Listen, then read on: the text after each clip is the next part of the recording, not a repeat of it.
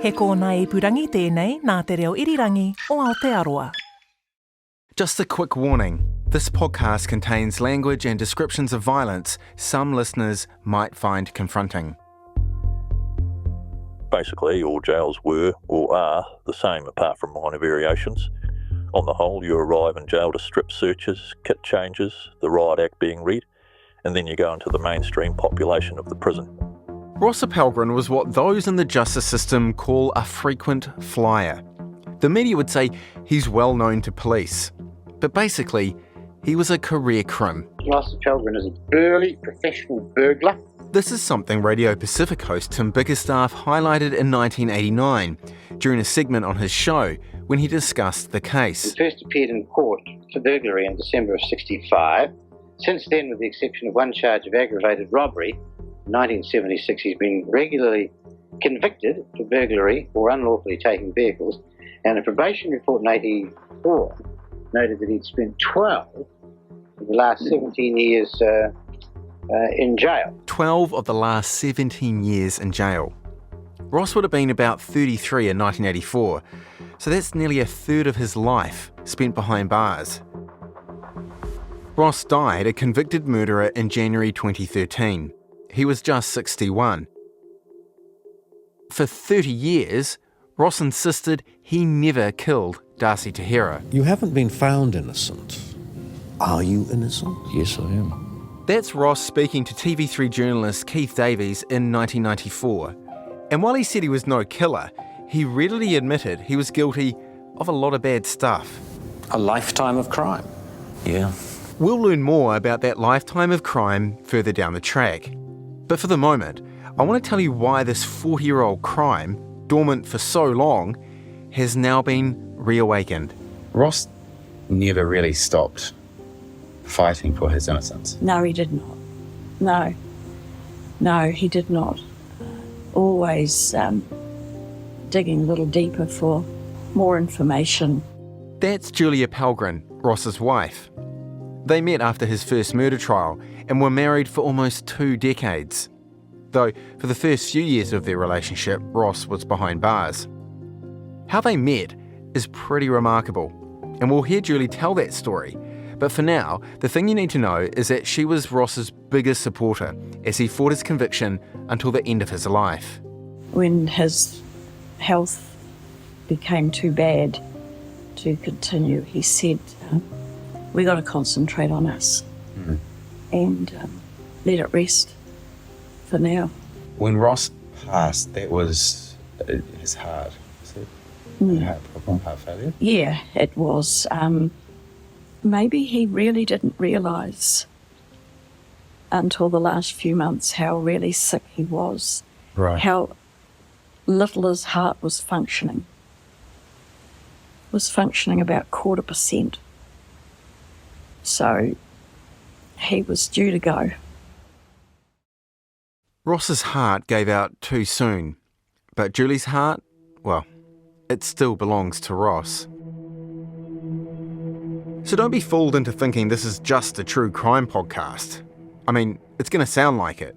You're going to hear the details of a flawed police investigation. He admitted that he'd lied at both trials. And the drama of not one, but 2 court cases. I suggest to you, running through some of the others was a whiff of the heavy. The heavy mob has been through the court. Alleged corruption. An Auckland police inspector is currently assessing claims of drug trafficking, prison gambling racket, and sexual perversion at Mount Eden Prison. And so many twists and turns, you'd struggle to believe this story if you read it in an airport novel. But at its heart, this podcast is a love story. Well, 2 actually. 2 women trying to make sense of what happened to their husbands. Suzanne's need to understand how her husband could be murdered inside a supposedly secure prison. And Julie's commitment to Ross, for better or worse, in sickness and in health, and even after his death. Their 2 love stories still being written, one's without an end, at least for now. Because we know Suzanne has started seeking answers, and Julie has reignited a legal effort to try and finish what Ross started. to finally prove he was the subject of a miscarriage of justice. It's for Ross. It's for him. If he was here, he would be still pursuing it, but with his health and everything, he had to give it away. So yeah, it's for him. In New Zealand, attempts to have a court overturn a person's conviction once they've died are extremely rare. In fact, it's only happened once before. A continuing appeal for a person who has died has set the legal world alight. The court has... He's the first person allowed to appeal a crime from beyond the grave. And now... in order to provide finality to the case and restore his mana. In 2022, Peter Ellis's convictions for child sexual abuse were quashed by the Supreme Court, even though he died 3 years earlier. But that's the only case. So Julie's effort isn't going to be easy. To help her, she has lawyers Nick Chisnell KC and Kerry Cook. My name's Kerry Cook. I am a barrister and I undertake a large proportion of my work as criminal work, including criminal appeals. And I've been involved in a number of historical cases which are alleged to have been miscarriages of justice. That's how Kerry describes what happened to Ross. Just of the evidence against him, it seems pretty weak. It's a relatively thin Crown case. For a start, you're in an environment where people have a propensity to be dishonest. There's no forensic evidence which links them to it. An extraordinary feature of this case is that a review of it is already long overdue. Because while he was alive, Ross uncovered crucial new evidence that got his case back in front of the appeal court. Evidence of a crucial conversation between two prison warders and an inmate. A conversation the defence were not told about. Yeah, well, he's telling the truth. He didn't work to hear her. But that was way back in 1994, when the TV3 2020 documentary you're hearing there was aired. And get this, the appeal was never actually heard. And Julie only discovered it was still considered active in 2023 when she contacted the court. As far as I can tell, it's the only time something like this has ever happened in New Zealand history. That a case has twice been referred to the Court of Appeal by the Governor-General and then left to founder for more than 3 decades. We know nothing like this has happened since 2012, but unfortunately, when we checked with the Ministry of Justice, they couldn't easily access records before that time, so we can't be 100% sure. But I think it's fair to say that Ross Appelgren's case is unprecedented in many ways. There's some incredibly troubling features of the case against him. This is investigator and ex-cop Tim McKinnell, who's also part of Julie's new legal team. Tim's well known in New Zealand for his pivotal role in overturning several high-profile wrongful murder convictions, like the Taina Porter case, or the convictions of Gail Maney and Stephen Stone. Check out the Gone Fishing podcast for more details on that one. And Tim sees some parallels in Ross's case with the other cases he's investigated. Cases where people have been convicted based on dubious witness testimony, especially from inmates. Perhaps the most dangerous type of witness is the incentivised prison witness, and this case is built on exactly that. The incentivised prison witness. Sounds kind of technical. There's another word for it. A narc. A prisoner who gives evidence against a fellow inmate. We'll spend a lot of future episodes dissecting the different twists and turns of the case against Ross Appelgren. But first, we need to understand more about the prison where this whole saga began and its harsh culture that set the stage for the murder of Darcy Tahira. His actual words were, "Fuck off, I've got something to do." The word was that he had done a rip-off and was going to get a bashing. Gordon said, "This is how you cut bodies," and at the same time he was slashing meat. I felt that he was doing it to me to frighten me. You never fucking learn, do you? You're listening to Nark, an RNZ investigative podcast. I'm your host, Mike Wesley-Smith. This is episode 3, Rock Life.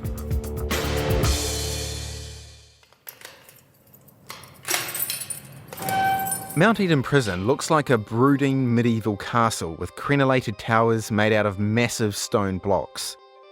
Cell wings radiate out from the central hub like spokes on a wheel, all surrounded by timber and glass watchtowers. It still stands where it was built, almost in defiance of the society that surrounds it. One that believes it's moved on from the Victorian penal philosophy the prison embodied.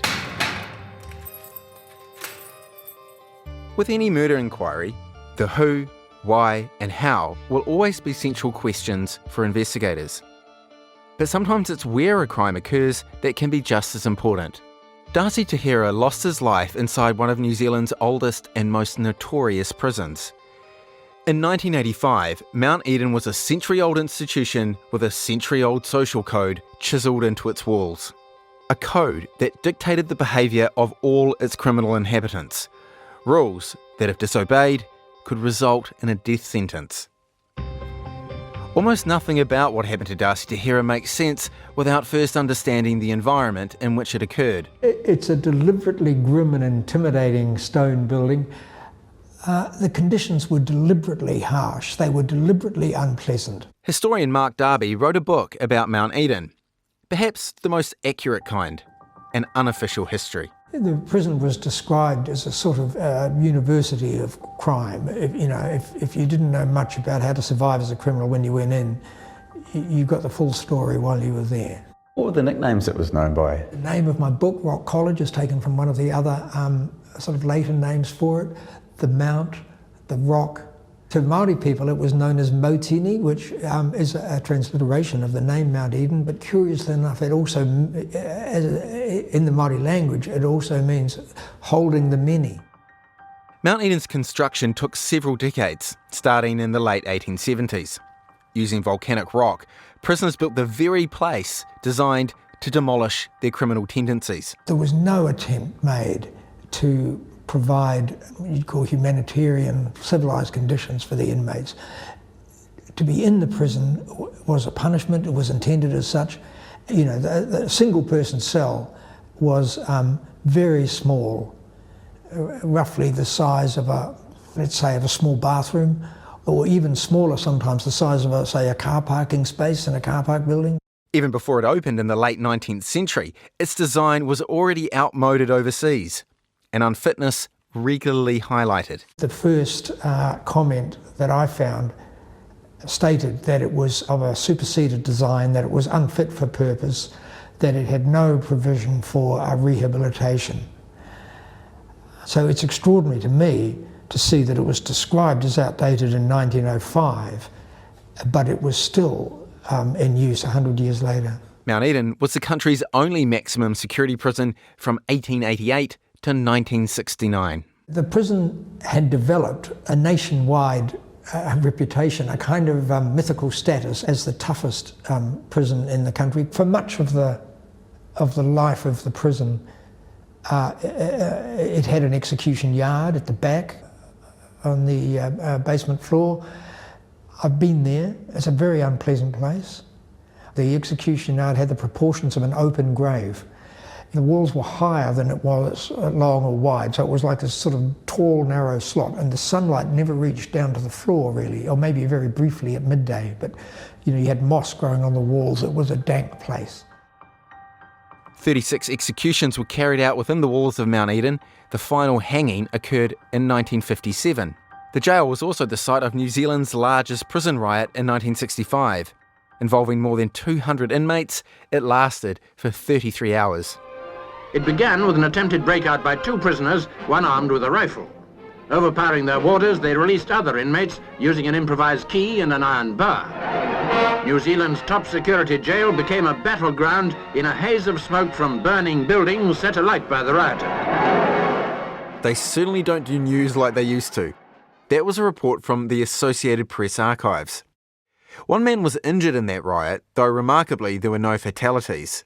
In the fallout, Mount Eden eventually lost some of its mojo and its maximum security classification.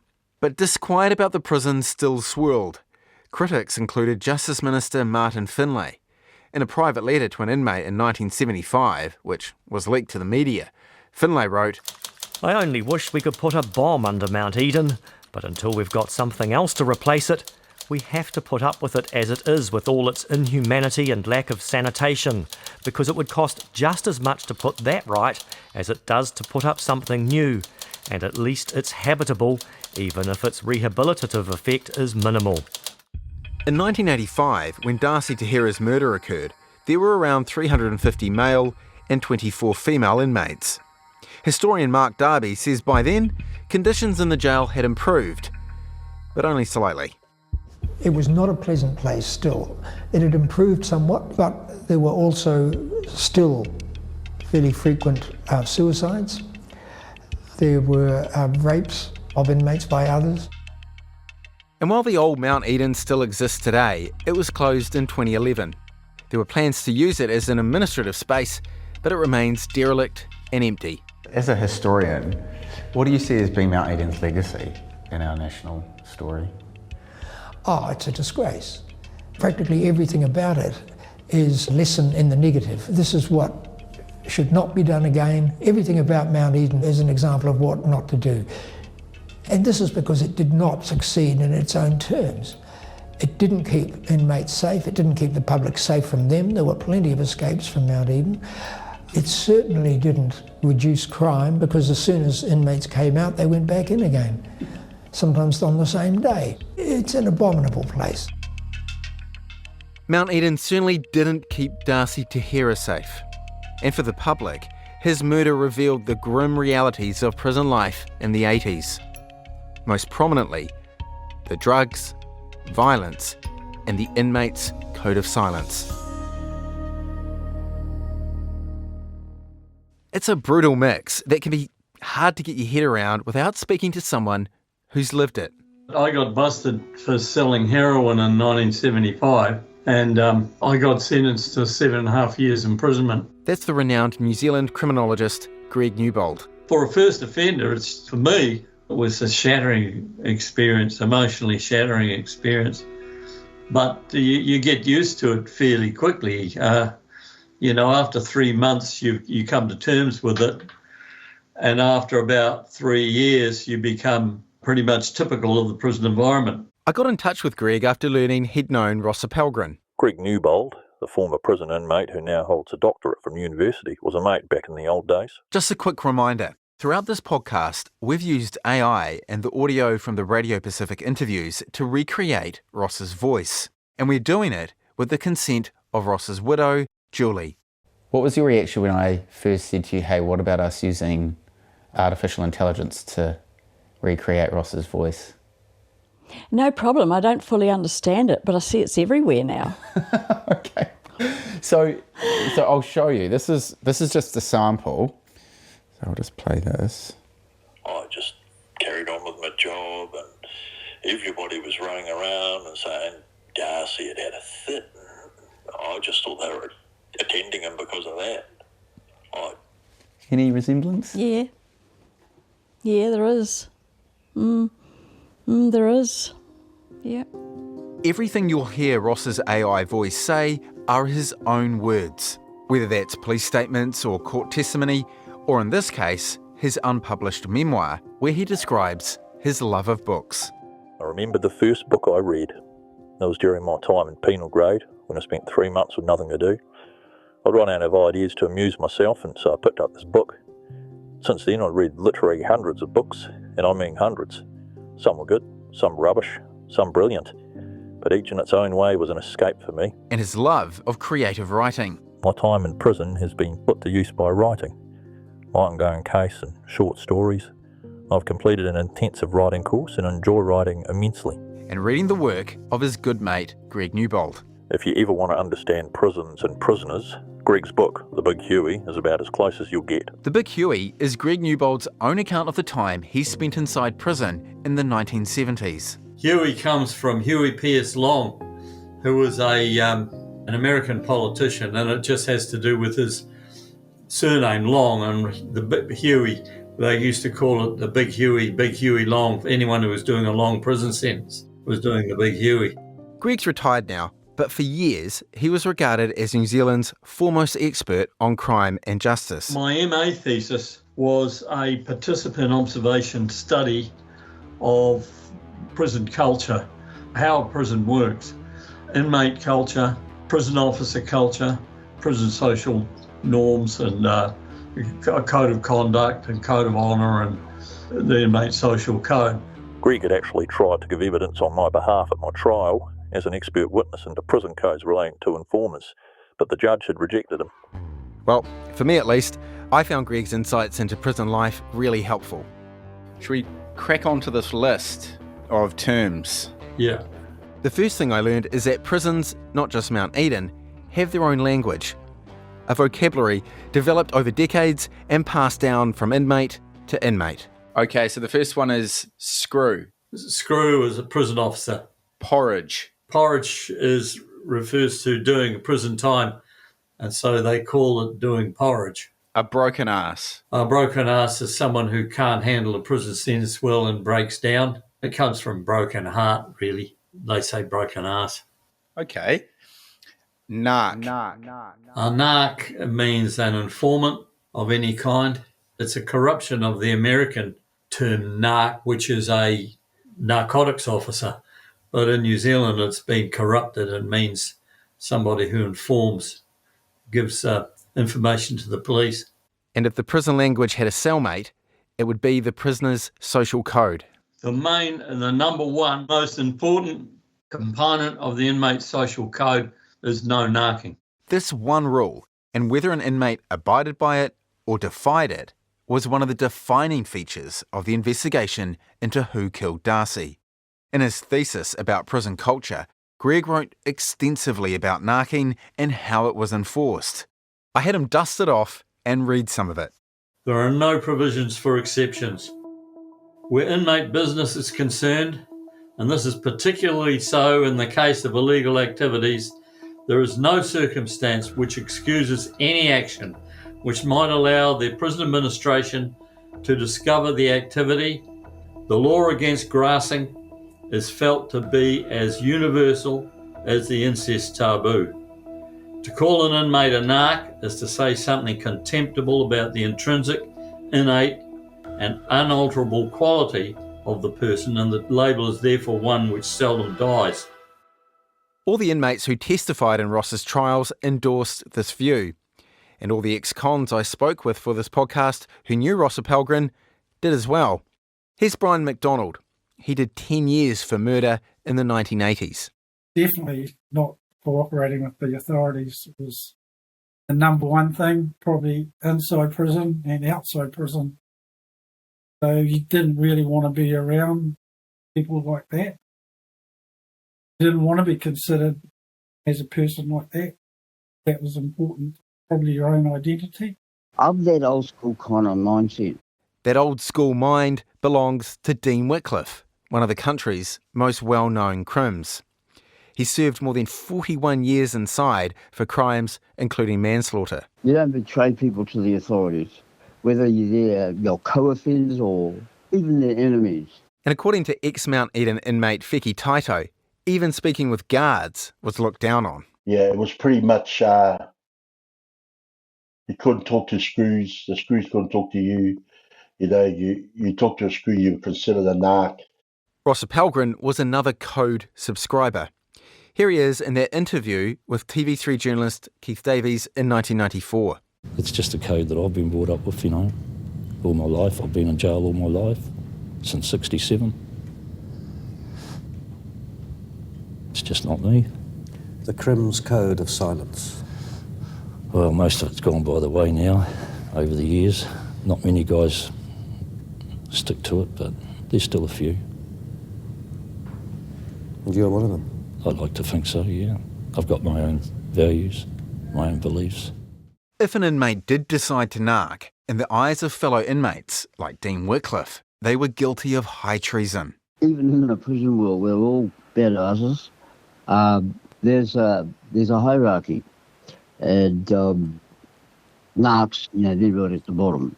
Right at the bottom, and often on borrowed time, a narc could fall prey to the other staple of prison life: violence. In the 6 years leading up to Darcy Tahira's murder, inmate assaults in New Zealand had increased threefold. Narcs, no doubt, amongst the victims. Here's Greg Newbold again with more from his thesis. Any inmate, any individual who knows he has passed on classified knowledge or is so suspected by inmates can expect, at the very least, to be ostracised by his associates, insulted and abused by them, and very likely attacked. During this period, unless he's able to convince his critics of his innocence, he must live in constant fear of reprisal and endure the wretchedness of open social disapprobation. One of the most serious and well-remembered incidents involving a prisoner of violence occurred in 1973.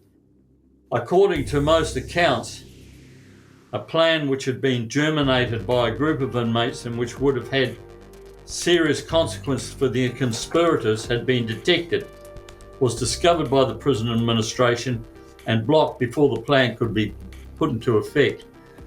The plan involved smuggling into the prison of a pistol.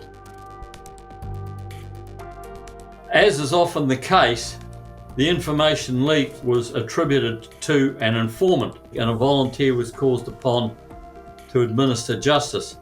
Greg says that justice was delivered by multiple blows to the head with an iron bar while the suspected narc lay asleep in his cell.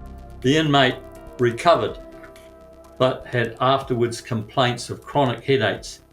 At the age of 32, not long before he was due to be released, he died. This legend is one which has many times been recounted and one which has become a part of the lore and mythology of the prison. Whether the prisoner died as a direct result of his injuries is here unimportant, for inmates believe that he did, and the tale is recounted as an example of the summary power and severity of inmate justice. Whaawhiti Taito, although he's always been Whiti to me, first entered the prison system as a teen, like Ross. Whiti was locked up in Mount Eden a few months before Darcy was killed. He's seen plenty of instances when narcs got nailed. If you were found out to be a narc, you would get it. You would get it. How serious you would get it all depends on how much you can be got to. Can you recall any instances of that happening? Yep.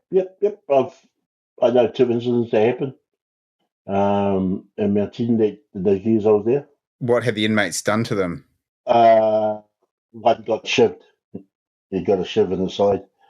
The other one managed to, he copped a few punches and a few kick, but he ran down to the grill, and so the screws went through. So yeah, they held him in the pound until they transferred him in the next bus. And it's not just inmates that have these stories. Mark Anthony, and actually all the former prison guards I spoke to, each remembered all too well the consequences narcs faced. Those type of attacks, those type of warning hits, were those commonplace? Yes. Probably once every month or 2 months something would occur like that. Mark says before a narc was hit, guards often sensed a change in the atmosphere. When something was about to happen, the whole mood of the place would change, and it was like the most uncanny feeling. You just get this on a draft on the back of your neck, or it's very hard to describe, but you get the feeling that something bad was going to happen, and you didn't specifically know what it was, but then you'd let other guys know in the wings to be ready to go down because something was going to happen, and invariably it did. Was it just a vibe that the prisoners gave off?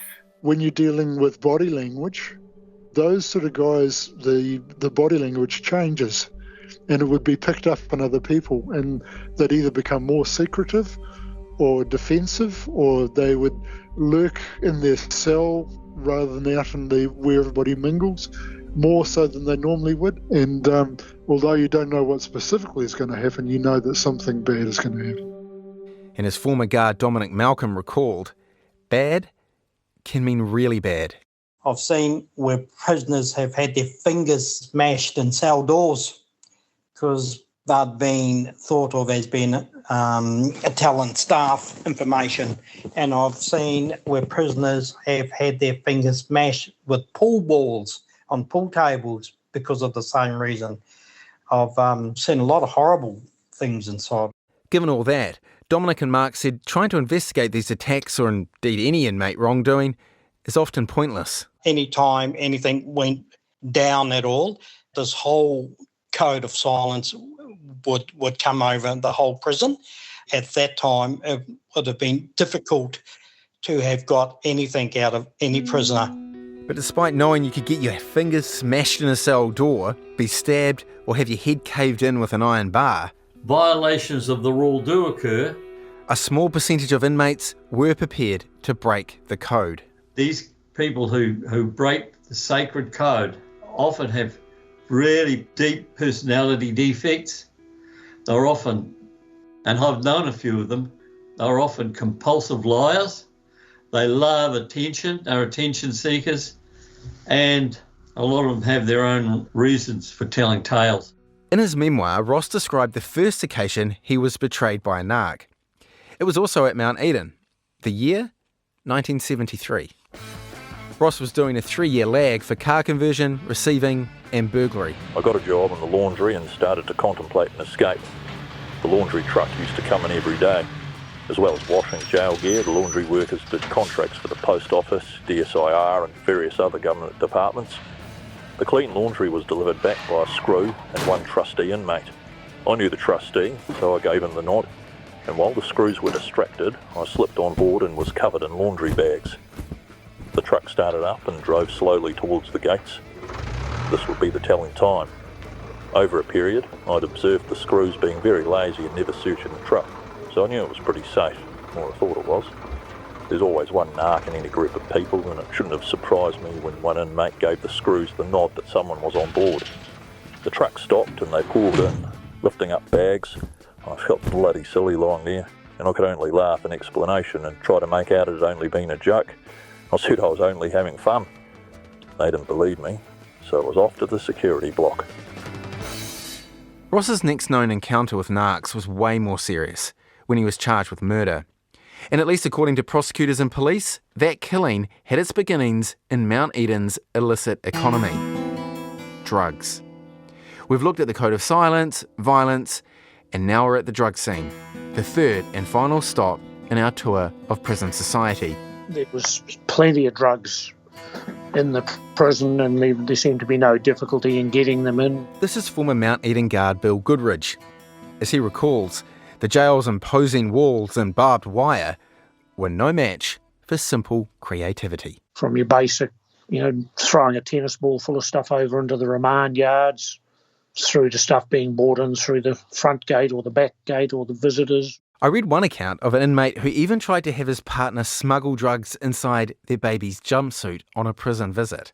There was a sort of a core of druggies who were like hardcore druggies. Like, I remember turning over one of their cells and finding a medical textbook about as thick as an ice cream container and flicking through it and seeing all these little notations that obviously related to what you could do with this drug and what you needed to make that drug.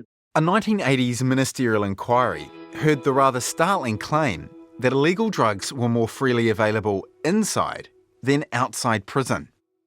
And research conducted in 1986 indicated that 2/3 of the total inmate population had either committed drug offences or were described as drug users, marijuana being the go-to for most prisoners. In the mid-80s, Mount Eden Prison Superintendent Humphrey Stroud proudly told media hard drugs were really found in his jail. Yeah, right, says Feki Taito. They're prevalent, yeah. Heroin, deck, marijuana, pills. Pills is a big thing. As well as an inmate, Feki was a senior gang leader in Mount Eden in 1984. If you had to rate out of 10, 10 being really good, 1 being hopeless, how would you rate Mount Eden staff's ability or efforts to try and stop drugs coming in during that time? I'd say a very generous 5. Right. Maybe 4. Okay. Like when you arrived there, was that kind of just, did that seem to have been what had been happening for ages? That yeah, drugs for sure. Just weren't. I was there in 79 as well. Same thing. Now, just to be clear, it wasn't a complete free-for-all. Former guard Bill Goodridge said staff did do a fair bit of drug busting. I had a druggie in my wing who was like very high up in the drug illicit trade. I then got him in the yard, then turned over a cell and found a syringe and a few other bits and pieces, and and sent them off to the pound. Yeah, the punishment cells. It was actually in the old hanging yard in Mount Eden Prison. And according to a newspaper report in January 1986, 10 Mount Eden inmates were charged with cannabis possession in the preceding 3 months. But to put that number in context, Mount Eden processed thousands of inmates each year. A drop in the bucket as the drugs continued to flow in. Well, at least that's how ex-cons I spoke to remember it.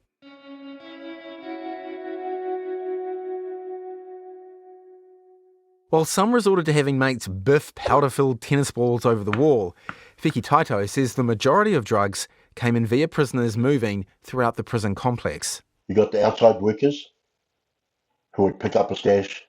You had the mess worker, the inmate that went out and worked at the Screws Mess. That's their lunchroom and all that by the women's prison. That worker could get things dropped off. The receiving office worker. Yeah, so there were a number of ways that the shit would come in. And, of course, the bed screw. And would there be like certain suppliers, or could anyone start dealing? Listen, if you moved it in there, one, it's because you've got the backups. Two, you're doing it for a particular group, and you're feeding into that. And three, you've got the ability to negotiate or to get around all the barriers. He says that inmates best placed to distribute or transport drugs were those employed in 2 certain parts of the prison. The first was the receiving office, where inmates entering or leaving Mount Eden were processed.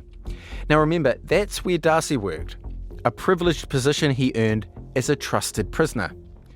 In a 1996 interview, Ross said of Darcy, "He worked in the receiving office and used to have the run of the place. He was just one of the guys doing a bit of wheeling and dealing. You hear rumours. One was that he had a couple of screws bringing him in stuff." The next location was called the Dome. Now, that was the part of the jail that all the cell wings connected to. If you think of the cell wings as spokes on a wheel, well, the Dome is the hub. Meals from the prison kitchen came up to the Dome on a lift. An inmate, called the Dome Runner, then delivered the meals to each cell, sometimes with a small illicit package added in. So the Dome worker and the receiving office worker, they're probably the 2 people who can move around the jail with permission.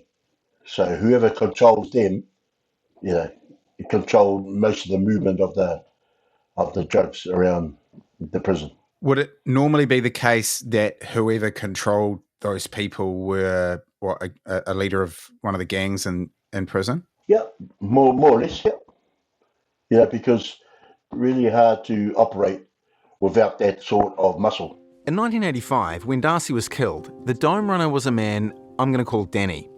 We're not naming Danny for legal reasons, but you're going to hear a lot more about him in later episodes and my as yet unsuccessful attempts to contact him for this podcast.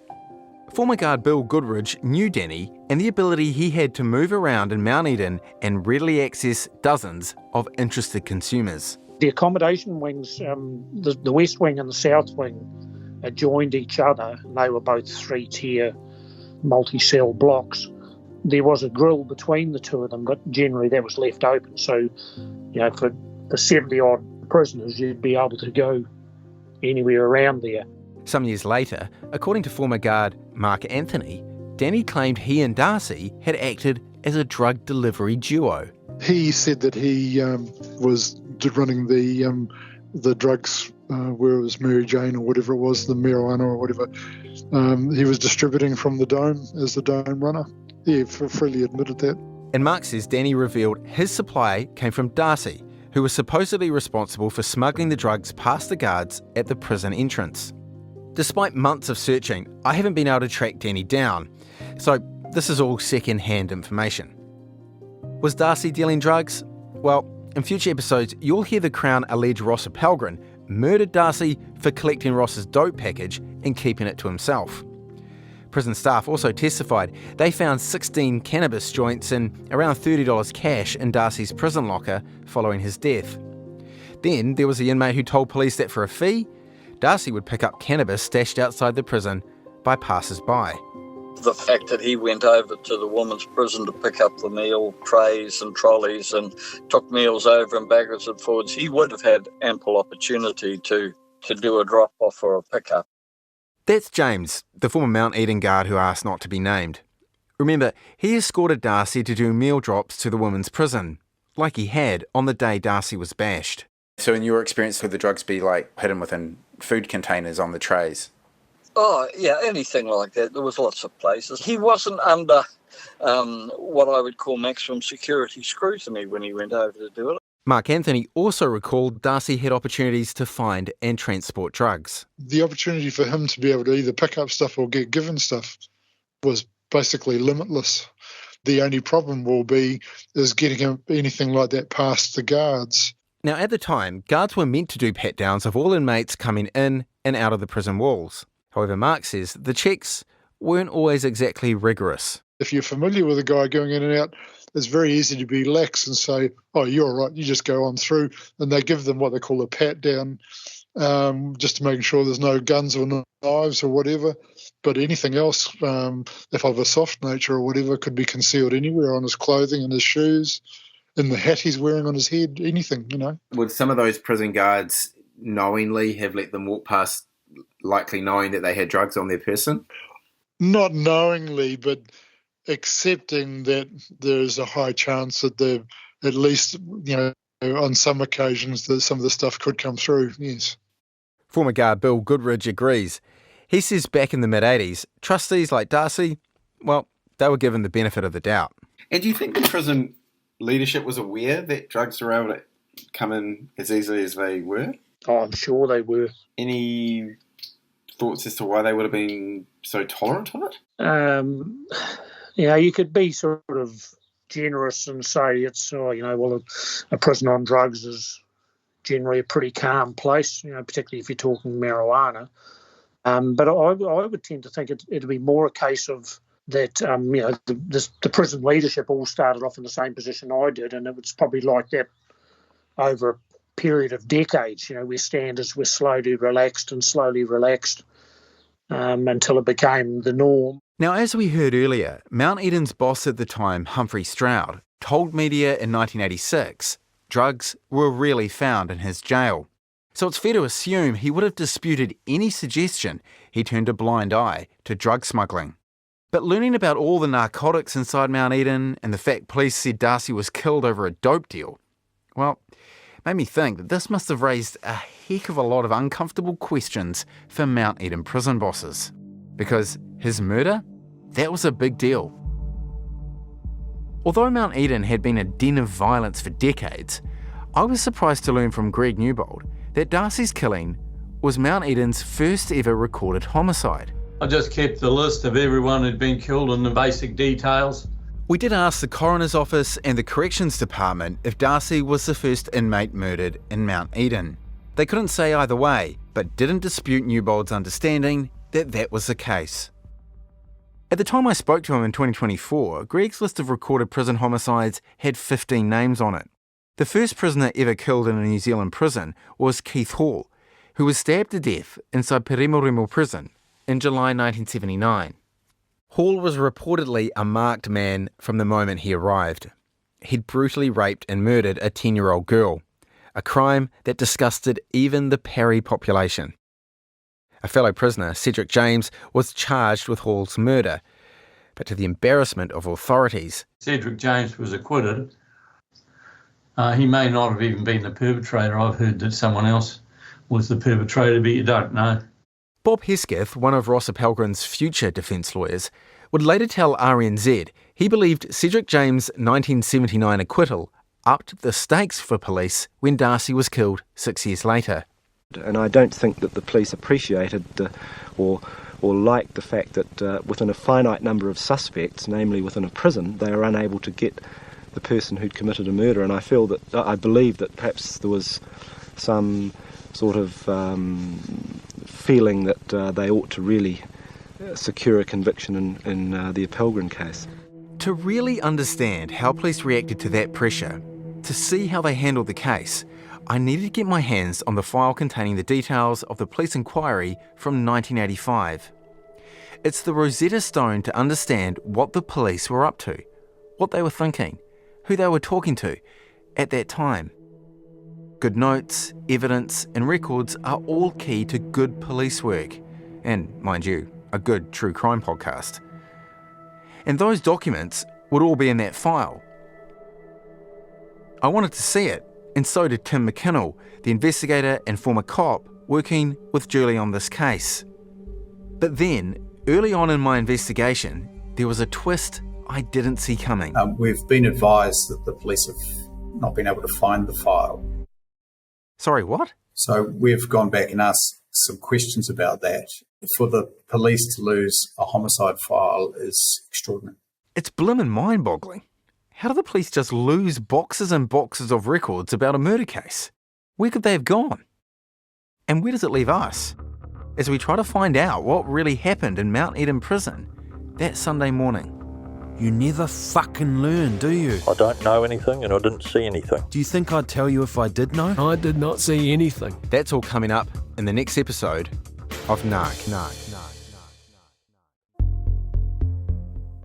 Thanks for listening to Nark, hosted and written by me, Mike Wesley-Smith. I'm also extremely grateful to everyone who spoke with me for this podcast, especially Suzanne Young and Ross Appelgren. And if anyone listening has more information about this case, I'd be keen to hear from you. Send an email to nark@rnz.co.nz. Follow and listen to Nark wherever you get your podcasts, and if you've enjoyed it, use the share button to recommend it to a friend. Some more quick thank yous to Ngā Taonga and Mediaworks for some of the archival audio, and to the voice actors who helped bring some of the characters in this episode to life: Craig Genty, Duncan Smith, Nigel Collins, Ben Pearce, Jack Sargent, and Phil Pennington. The RNZ producers who worked on this episode were Liz Garton, William Ray, Duncan Smith, and Phil Vine. The audio engineer was William Saunders. Thanks also to Steve Burridge and Jeremy Ansell for the studio wrangling, and to Kevin Golding for opening the doors to me every week after hours. Graphics were designed by Amrita Marks, and the shorthand page, where you can find more information on this story, was made by Hing Yi Kong. Check it out at rnz.co.nz/nark. Tim Watkin is RNZ's Executive Editor Audio, and Brianna Uritich-Gregg is the Production Coordinator. You can find more of RNZ's great podcasts, like Our Changing World, on the RNZ website, rnz.co.nz/podcasts. Check them out. Bye for now.